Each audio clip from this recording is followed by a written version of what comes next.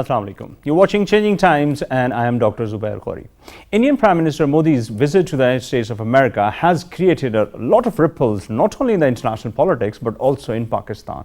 The strategic relationship that they are developing between the two might have raised some concerns inside Pakistan. What they are going to do, how they are going to counter the international pressures, particularly from the Chinese side, and an important concern of nuclear suppliers group. There has been some also recent developments about the missile test inside the Arabian Sea by the Indians when they launched their latest missile, and people were talking about that the maritime resources of Pakistan may not be able to counter this aggressive move that has been presented by India this time. On the other hand, the Prime Minister, when he was visiting the US and he was addressing the US Congress, he said that our maritime activities are actually to support the US, and one can say that potentially they are against the maritime forces that are being mustered up by the Chinese authorities. They are there to counter them. So what could be there for Pakistan? There is also the news that some of the US authorities are visiting Pakistan maybe tomorrow, maybe day after tomorrow, to talk about some of the strategic things that may be developing in the near future for Pakistan's role, not only in Afghanistan but also in the region. So what could be the outcome of these recent developments, and how should we prepare for these, and what are our present options available that we can talk about? Let me introduce you to the guest I have. I have Dr. Zafar Nawal Jaspal. He is an eminent scholar and international relations expert, and he is associated with Kazim University, Islamabad. Dr. Welcome to the show. And we are also honored by Dr. Izwana Abbasi. She is also associated with nuclear activity, particularly in this region, and she teaches at the National Defense University, Islamabad. Dr. Sabah, welcome to the show. Let me start with you, Dr. Zafar. This visit that has been, many people are saying that this is a landmark visit and strategic relations may be development in this regard.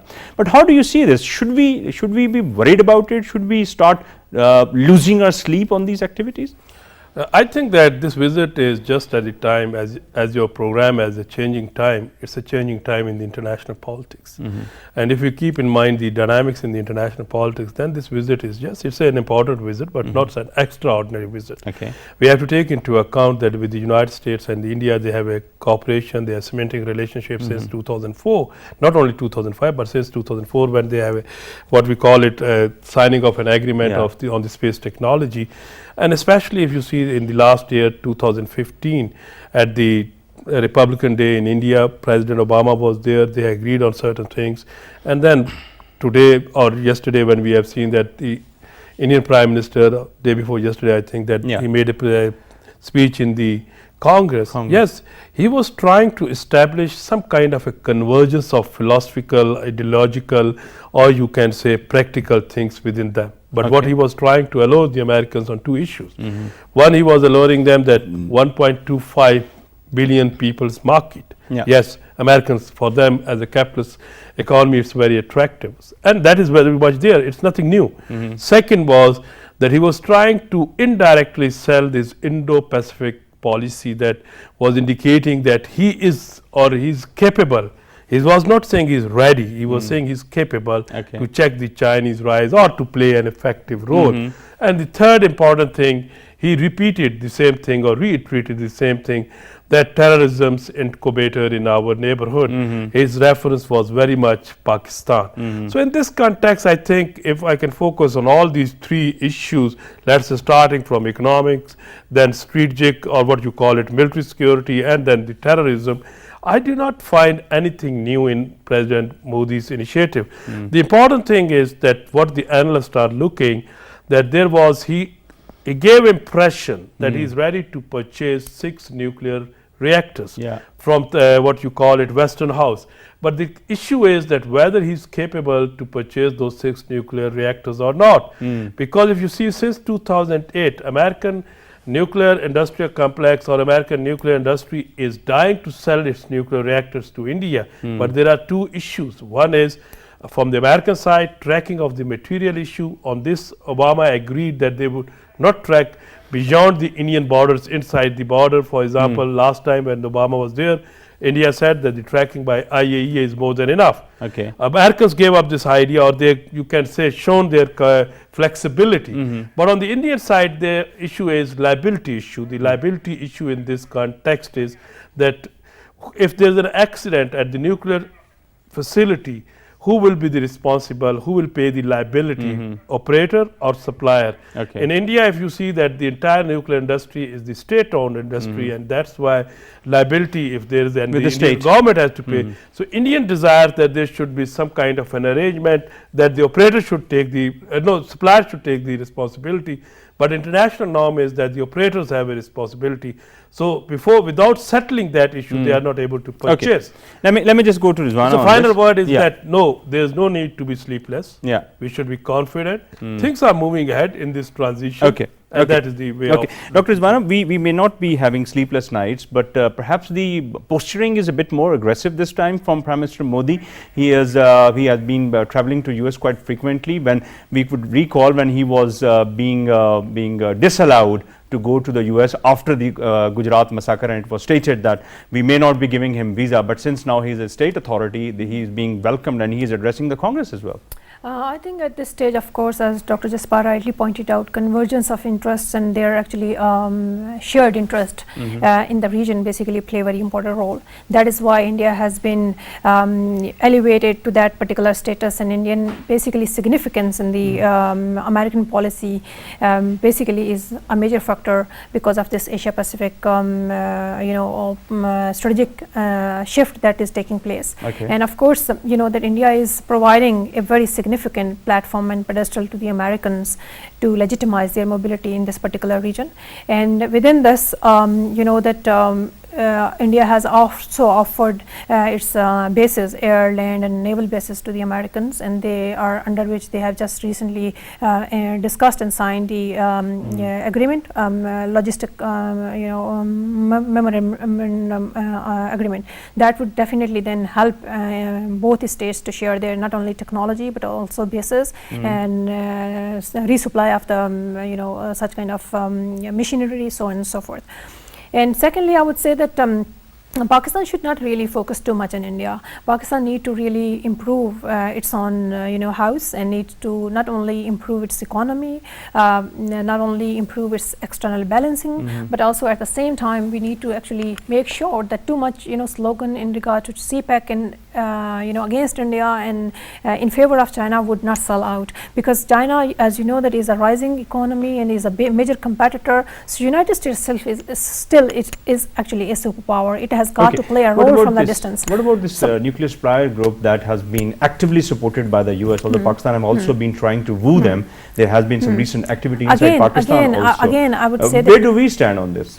Again, I would say that India has actually played a very significant role in adhere in this particular membership process. They filed this case in 2008, and up to this day they have been very closely and deeply working on this, not only in terms of maximizing their lobby through the secret diplomacy, but also by showing their performance on ground. Okay. And I must say that of course this is again an important factor in relation to Asia Pacific. This is why they are actually supporting Indian case inside the NSG, and of course India has also offered them major commercial and economic market as well. So their actually interest at the multiple level are converging. But in regard to Pakistan, of course Pakistan has its principal position on NSG, and Pakistan has got no problem with Indian adherence to the NSG. What we have been telling to them that there should be a criteria based approach on which actually all the non-NPT states should be treated equally.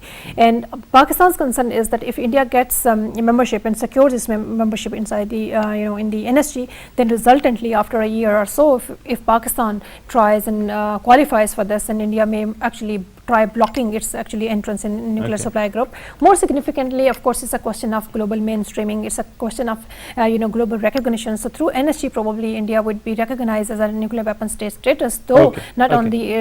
Let me just go to Dr. Jaspal. Dr. Sab, you have raised just 3 points, and Dr. Rizwana has agreed. One is the commercial interest, other one is the Arabian Sea or the Indo-Pacific Ocean, or the countering of China. But these commercial interests have always been there. These countering China policy has already been there. The latest development, what's new has happened? Why Obama in the very last leg of his tenure is hell-bent to do all these agreements with India?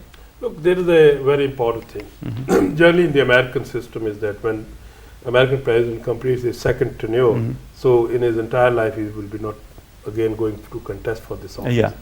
So they try to leave some kind of the legacy. Obama left the legacy entering into the Cuba bilateral relationship, Yeah. left the legacy ending the issue with the Iran. Mhm. He desired to left the legacy that he institutionalized, not institutionalized, but make operational or functional Indo-US nuclear deal. Okay. Though during the President Bush, Indo-US nuclear deal was signed, waiver was given, but it was not operationalized. From that day to date, it hasn't been operationalized. So that is his first thing. Second, if you see that Obama administration desires India as a great power because of their strategic power. In 2010, he announced that India should be a member of Nuclear Supplier Group, India should be a member of MTCR, India should be a member of Australia Group and Wasner Committee. From that day to date, they were failing. But last year, Obama attempted and they tried to move into the NSG. The Americans articulated that it should be individual merit to merit base. Okay. And at that time, Chinese said that no, there is a criteria. Criteria is that only NPT members would be, you can say, qualified to be a member of the Nuclear Supplier Group. India is not. And India is not a member of the, what you call it, NPT. And here it's important to share with your viewers that the important thing is that if you recall the history of the NSG, Nuclear Supplier Group was created on the behest of the United States just to respond or to punish the India in 1975 because when India conducted the nuclear test on 18 May 1974. Then when it entered into 1978 force, there were sanctions. Nuclear fuel supply to the Indian reactor Cyrus was cut by the Americans. Canadians stopped because of this NSG related issues, material to the Indian nuclear Cyrus reactor, and same they adopted the policy against Pakistan without Pakistan, and at that time Pakistan didn't commit any crime. Yeah. Now it's very interesting that they established a group to punish or check India, and when the Indian economy or strategic significance started growing, they changed the rules of the game, and the same group is now open for them to become a member. Now that establishes three things. First, in the international system, there is no morality, national interest is the most important. Number two is that the nuclear regime, which we always say that this regime which was conceived, constructed or raised during the 20th century, it was a product of the Cold War politics and it has lost its significance after the Cold War politics. So we are living in the 21st century, or this regime has gradually losing its significance, and with these kind of things that where they are applying. And third important thing is that India was the biggest, you can say, in the history of the International Atomic Energy Agency. First time is safeguarded nuclear facility was used for nuclear facility spent fuel was used for making a nuclear device. That was did by the India. Here everyone is talking Pakistan's record. If India's record is cleared, which has violated IAEA safeguarded facility and established, you can say, tradition that you can use the spent fuel which is of a reactor which is under the IAEA safeguard for making a nuclear device, which now later on North Korea did. That is they are ignoring. Why? Because for the commercial and strategic interest or commercial or military interest. So the point is the economic interest that is the economic and make plus your lead way. More than that. If Pakistan has got that economic because muscle. in 2006 or 2007, President Bush on a, you can say, he said that yes, we are signing this deal because everyone was talking that Indian diaspora, Indian academia has established that the 27,000 jobs and plus 100 billion, you can say, rupees activity, $1 billion activity. So they sold this idea, but President Bush said no. It's not only economic; it's more than economic, and that reflects when you say more than economic. More than economic. Can there, Dr. Rizwana, Chinese factor come in? Chinese are usually not aggressively reacting diplomats. They take stock of the things, they think over it, they ponder over it. They may be sitting on it for X number of years and then come back to this. How do you see the Chinese, particularly, are growing interest with them in CPEC? As you said, that we might not be talking about that much, but how do you see the Chinese reacting to this? I think Chinese, they are very defensive in their approach. From the outset, you have seen that in the region, they really hold real credentials of a rising power and of a region hegemon. In other words, region hegemon is the one that is not aggressive towards this immediate neighborhood, and regional hegemon is the one that is actually rising, but at the same time it is building connectivity and safeguarding all the players, the interest of all the players involved in the particular region, and keeping the influence of the outsiders away. That is exactly what peacefully China is doing. But in parallel to what India is doing, and collaboration with United States of America. Of course, in the international political system, the unipolar world order is such, and United States nature is such that it never tolerated any rising power in parallel to it, and it would not tolerate China. But at the same time, I would say that just in terms of Pakistani politics and Pakistan response particularly, and Indian activities, India is too much into actually playing into the hands of the global major powers, particularly in safeguarding and legitimizing their interests, but at the same time trying to take their own share out of it. Yeah, at the same time it is actually ruthlessly maximizing its material power and material gains and interest, and that would actually create a major problem for us, because there is no regional security framework in the particular region. And more significantly, you would see that India is not only working on capability based planning by maximizing its material approach, such as naval. It has actually transformed its navy in blue waters navy, and it is actually increasing its naval platforms, network centric platforms. It is now acquiring aircraft carriers, and of course you have already highlighted it has now jumped into this practically ballistic missile defense system as well. So all these kind of actually platforms and capability based planning that actually India is involved in would create a lot of trouble. That's what my question is. That's an aggressive posturing. Yeah, what is the Chinese response? Because that's what the South China policy is. Yeah, China what are they going to do? Yeah, China has actually its large, I would say, military force and very sophisticated and robust kind of material power and mechanism. But China has its own problem with the United States of America in South and East China Sea particularly, and more significantly, China has a major one belt one road connectivity kind of belt, and then of course CPEC is a part of this whole project. So it is actually too much busy and involved in building commercial activities and taking its sustainable economic growth forward, and actually building you think that they are too busy with their commercial activities? Yeah, and soft power approach within the region and outside. Right. So Dr. Ispal, do you agree with this posturing that Dr. Zwana has, that they are more concerned about this financial things? But if you see that the road belt up to north and the sea belt that goes start from South China Sea and then links it with Gwadar and beyond, these Indian activities aren't actually going to affect their own commercial concerns here? Look, first I have to make it very clear, I have an alternative view on the China's role. Because China is no more a defensive power. China is very aggressive. China has an assertive policy in the South China Sea. If you read the Chinese policies, Chinese have been raising their concerns. They have been questioning the interference in the South China Sea politics. And recently, last week, when I was in this as a delegate participated in the Shangri-La, this is what called it the Asian Security Summit. There the Chinese representative admiral categorically challenged the Americans' role there. They said this region's politics have been, or you can say security has been undermined because of your Cold War mentality. So this kind of a statement coming from the Chinese side is not, it's a reflection that Chinese has been realizing that as a great power emerging or rising towards the moving towards on the path of superpower, they have to now assert. They are asserting, and that's the issue. Americans have adopted bilateral, trilateral, multilateral approach to just cover the what we call it the South China Sea, and they have categorically said that China is building its own wall of isolation, which China negated. So in this context comes now Indians. Indians have been now trying to enter into the nuclear supplier group and MTCR. It has got the MTCR. What India have a plan? India has a plan to sell BrahMos missiles, which have basically Russian and Indian technology, to the Vietnam.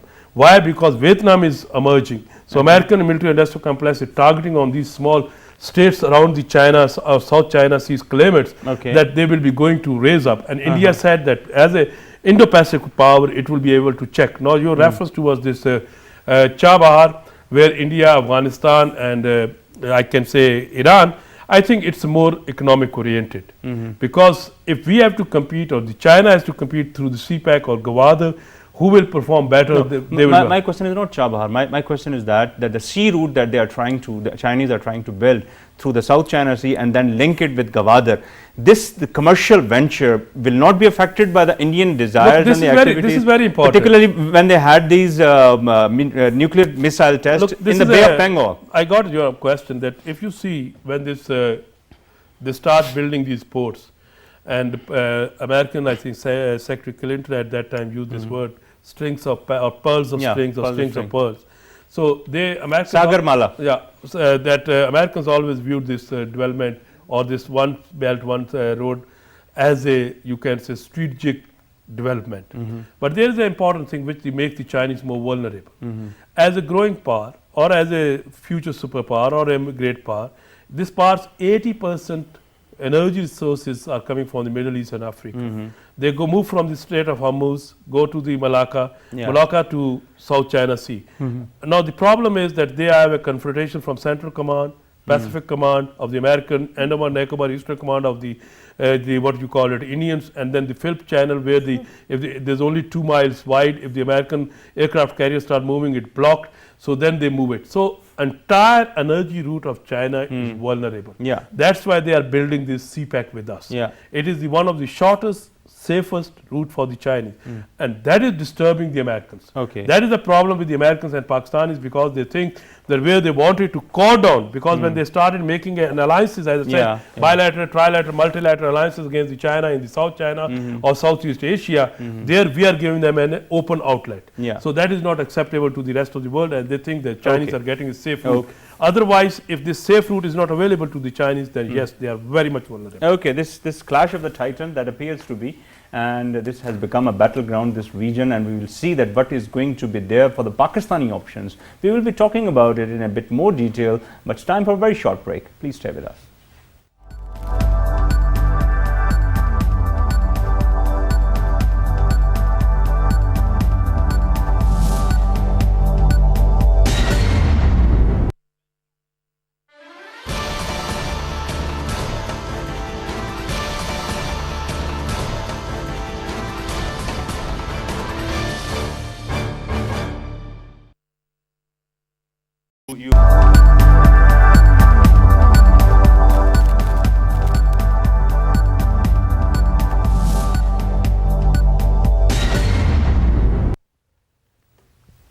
Welcome back, ladies and gentlemen. We have been talking about Indo-US relations, particularly with reference to the recent visit of Prime Minister Modi to the US and how does it implicate particularly Pakistan's situation in this region. Let's go to Dr. Rizwana. Dr. Rizwana, what do you think that Pakistani options are there Pakistan should be focusing on? You've just alluded to before that Pakistan should only be focusing inwards, but there are some things that Pakistan should be doing, particularly if you see the Arabian Sea region, if we are concerned about the Gwadar port, if we are concerned about the maritime forces Pakistani Navy can do. So what Pakistan options are? I think inwardly I would say that Pakistan definitely has to assert its position in a way. It has to improve its economy, immediately actually go for and transform itself in a new way, thereby introducing knowledge-based economy that would help Pakistan to connect with the other regions and of course states outwardly. And Pakistan need to really, I would say that immediately improve its ties with the United States of America. And at the same time, I think CPEC and China, both factors are very important, but these are not the only factor that would offer Pakistan sustainable futuristic growth. For that matter, Pakistan has to open up all the technological innovations and knowledge corridors with the United States of America and West. All the latest innovations flow from the West, so you cannot actually abandon your relationship with the United States of America at any cost. And more significantly, as I earlier highlighted, that your dynamic leadership and all the relevant institutions, they have to transform, and then of course at the same time in parallel to this, give youth a futuristic role. Your 60% youth is actually 60% youth, your population is 60% actually based on your youth capital, so that is very important. Their capacity building, their deployment at the relevant places, and of course their futuristic capacity building, that is very important. And more significantly, I would say that in terms of deterrence, instability, and regaining our regional strategic deterrence position. For that matter, definitely Pakistani Navy has to play an important and significant and assertive role in the blue seas. Your 70 to 80% actually trade is secured through blue waters, and that for that particular reason, of course, is if you see ruthless behavior of the United States of America and of course India in the Indian Ocean and in the Indo-Pacific region, that definitely undermines our position, futuristic position in the blue seas and blue waters. For that matter, of course, Pakistan has to improve its futuristic platforms, thereby safeguarding their interest in maritime domain. Okay, but Dr. Zafar, if I may come to you, what Pakistani options are, many Western scholars are saying that Pakistan is facing kind of an alienated position, that Pakistan may not be finding itself on a strengthening ground, that they can now dictate their own terms that they used to be because of this missile attack, the drone attack, the Taliban issue, the Afghanistan problems. The Indians are having these aggressive posturing towards Pakistan. So are you really feeling that Pakistan is alienated? I think that if I can go for an objective analysis, Pakistan has always, you can say, lesser options to operate. Whether it was a Cold War, whether it was the 1990s, or whether it was a post, you can say 9/11, we were, you can say, victim of systemic forces which were operating at the international forum. That was one thing. Being a smaller state, having unsettled two borders with the neighbors, we are always in a you can say military hardware needs. That's why we were blackmailed by the Americans. But since 1998, when we had an indigenous nuclear weapon capability, and later on we transform it to a tactical, so that we start bridging the gap between India and Pakistan, conventional gap with the nuclear potential. I think our reliance on the international community, or you can say Americans, lessened. Okay. This, our reliance, you can say dependency, which became lesser on the America or American-led world, that has also given Pakistan some kind of a power of resilience or sense of sovereignty. Yeah. And that's why Pakistan is making certain kind of the decisions independently. For instance, nobody desired that you can give this CPEC to China, because it's, as I gave you earlier, I said that it is going having a safest route. Yeah. So they desire, Americans' primary wish is like India, we should become a frontline state against China. We are not ready. So if the American or Western think that if we are linked with them, or if within Pakistan, Americanized thinking which is here because of our academics or because of our journalist community or civil bureaucrats, because we were trained in the Western culture, we are more orientation of that culture. If we are thinking on these lines that, oh, Pakistan is isolated, 46 billion CPEC is there, it's another thing that whether how we are working on it. Yeah. Then if you see that every state is contacting, I think the first time Pakistan's foreign policy has given this kind of an impression that Pakistan is a sovereign, territorial, political entity.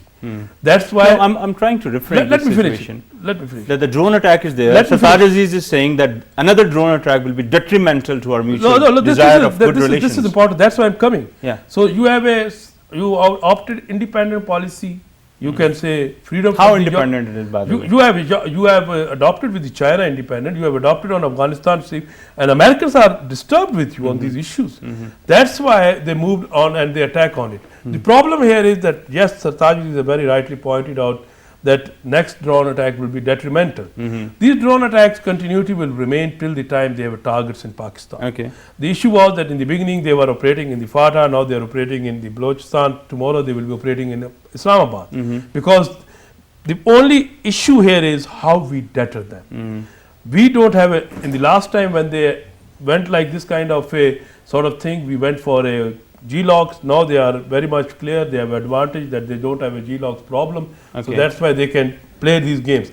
Pakistan has to revisit on its own defensive policy, especially they have to take and think about the long-range ballistic missiles. Till the time the Americans, you can say, interest are not vulnerable to your strategic strikes, till that time they are going to violate your security. Of course, Pakistan has made a very firm decision and demonstrated that this kind of a drone attack is not acceptable. Today, I think there is a high level one of the because Peter Levy, who is acting as the advisor to the Obama on South Asia, he and the Ambassador Olson, who is the interlocutor in this dialogue on FPAR, already. They both are here. So we have to see that which kind of the message we can deliver them, convey them, and how they deliver to their own administration. This relates to Pakistan-Afghan relations and Pakistan's role in terms of Afghanistan as well. As you could see that the Indian, Iranian and Afghanistani leadership was there on the Chabahar issue. Chabahar is one thing, but they were having those kind of long-term relationship with it.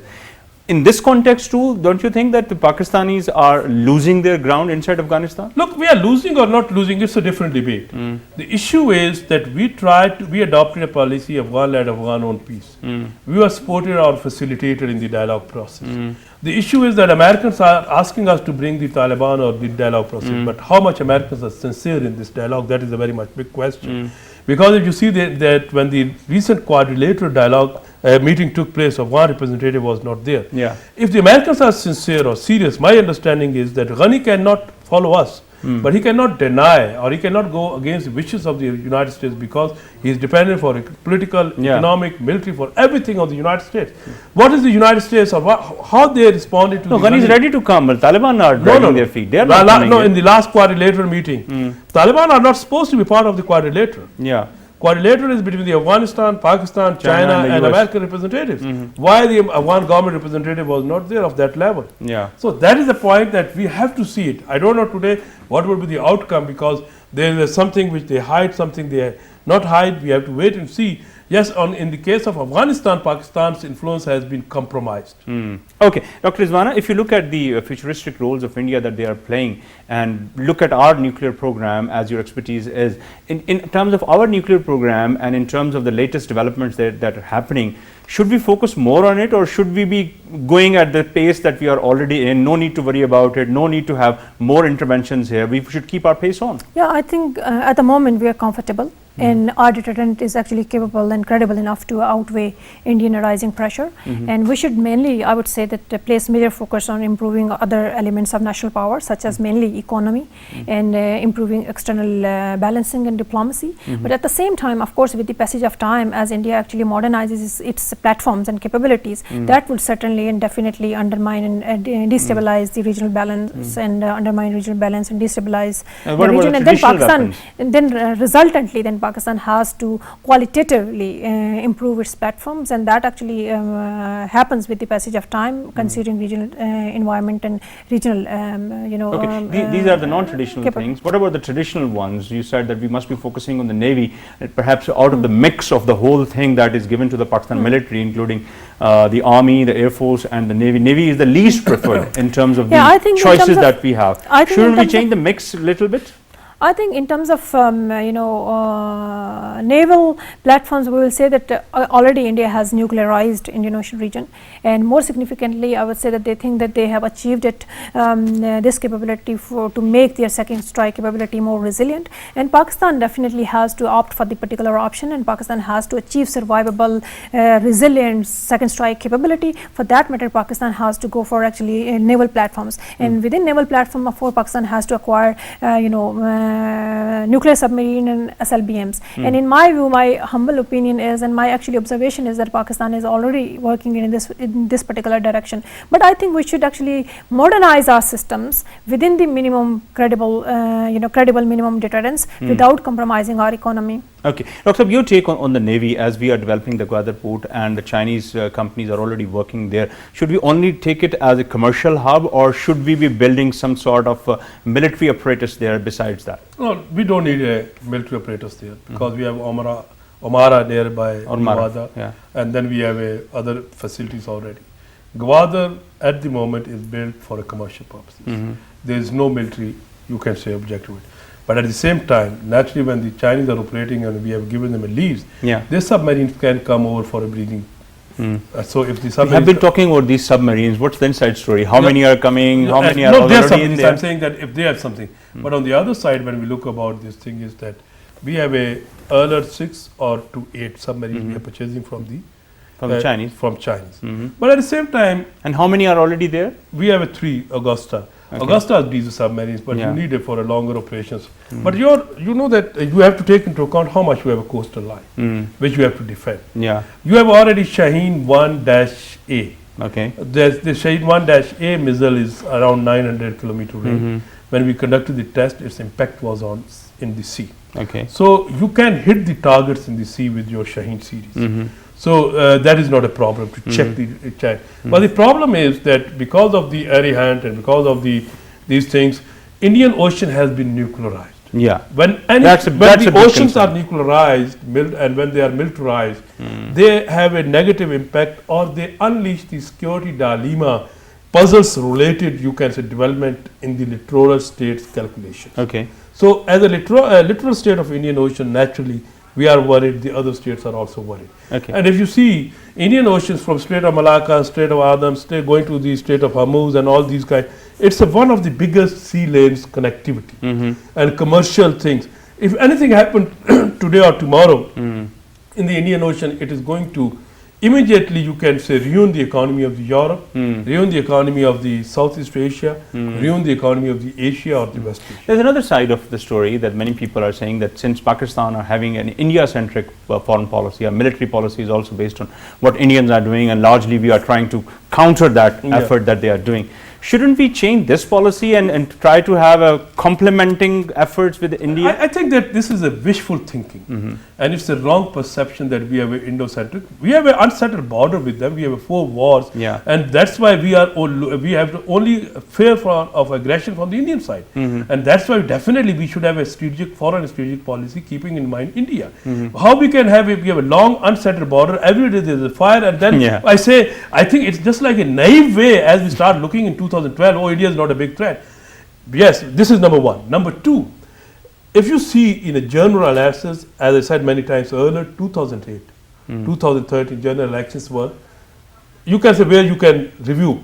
In Pakistani 2008 and 2013 general elections, our political parties, rhetoric, debates, manifesto, India was largely ignored. It was just as a neighbor state. In 2014, election of India, Pakistan was flashing everywhere. Wherever Modi goes, he's selling Pakistan, or he's saying 9 to 10 crore of India are deployed on Pakistan. How we can, who is saying that, are we naive? If we are strategically thinking, if we have a sense, then we have to be India-centric, and we should be India-centric. Okay, but Dr. Zwana, when Prime Minister Modi says that, when he talks about the menace of terrorism, and he was clearly referring to Pakistan, and then President Obama also said that Pakistan should be concerned about the 2008 Mumbai attacks and also the Pathankot, although the Indian authorities have already cleared Pakistani involvement in that, and they were saying that there are no traces have been found. Why then President Obama was saying that Pakistan should be working more on both Pathankot and Mumbai attacks? As I highlighted that, of course, India from the outset has been selling this particular slogan and argument globally to malign and damage Pakistan's position and reputation on this terrorism phenomena. At this stage, as you know, that both the actually leaders are together, they are actually signing joint ventures, and Modi has been able to influence mindset of President Obama at this stage. Though in the history and in the past, of course, we have been receiving global appreciation on our performance in regard to rooting out terrorism, but at the same time I would say that I think immediately we need to really focus on our diplomacy and engaging with the Western powers, and particularly with America. That would actually, engagement is better than disengagement. Is there. They are already here for the next 2 days. It is actually better than disengagement. More significantly, I think I would say that Modi government actually, he has actually a lot of enemies internally as well. So of course, you know that internally there is actually Gujarat issue has actually reopened, and Prime Minister Modi did not actually apologize up to this stage. So his actually credentials are not so sound internally, and of course externally. Well, that's maybe wishful thinking now. The credentials are pretty strong nowadays. Yeah, but of course this is power politics. Yeah, wherever he goes. Wherever he goes, even to the so-called Pakistani deep-rooted friends, you look at the visit of Saudi Arabia, that has been unprecedented. Look at the visit to Iran. We have to see it. Look at the visit to the UAE. The Pakistanis have to realize this thing. Modi, before becoming a Prime Minister of India, he was only a Modi, a leader of the BJP or a commercial leader. But now he is the Prime Minister. He is the Prime Minister of the India. So we have to look him as a Prime Minister of India, not a Modi as an individual. So the nation deals with the state. Prime Minister is a representative of the state. No, but I am not saying the so Prime that's Minister Modi only. When you say deep-rooted, which kind of deep-rooted? You have adopted a neutrality on their issues. Try to be realistic. I'm saying that this is the problem of the Pakistani media opinion makers. No, this is the problem of the Pakistani opinion makers. Just let me clear my. That they are not ready to admit what are the realities. I'm not saying this. I'm just saying this. There has not been the case of any other Prime Minister of India. I'm not talking about Modi only. Look, visiting Saudi Arabia that. This is I'm not talking about maybe the Gandhi's. This is a policy. Look, Saudi Arabia needs a market. Yeah. America needs a market. No, the market has already been there for the last 40, 50 years. There was time when you were the turf of the Saudis and Iranians to fight a sectarian war here. Today you refuse it. That's what I'm saying. So it's only the refusal because the economy is there, or it's only the case of interest that they are trying to my understanding is that you have to take into account that ideology is not a determinant in the foreign I'm policy. not saying. I'm just saying that. So is that's it, why when isn't you the- say isn't the deep-rooted aggressive? friendship, We have the deep-rooted deep-rooted. friendship need a tangible evidence. So tangible evidence was on ideology. When we were fighting their No, war, there is no that was ideology. okay. The ideology is a weak element in the 21st century to Whatever make foreign there. policy. Okay. So you want to say something Yeah, on I this? think it's just that he is too much focused on economic activity, co-development, co-production. He's making a lot of investment outwardly, not only in the international institutions, but also at the level of states, and also actually attracting states on actually commercial platforms inwardly. Okay. I think that's right. important factor. Right. Thank you very much, Dr. Isbar, and thank you very much, Dr. Abbasi, for sharing your very valuable thoughts. Ladies and gentlemen, you have heard these thoughts, and we are trying to present you as much deeper information as it is possible, and we present all the thoughts before you to decipher and see how the international politics is changing and how Pakistan is capable enough to react, counter or engage the international politics and its different contours in shaping its own policies. Your comments and suggestions are more than welcome at facebook.com/Dr. Zubair Ghori official, and my Twitter handle is Dr. Zubair Ghori. That's all from us tonight. A very good night. Allah Hafiz.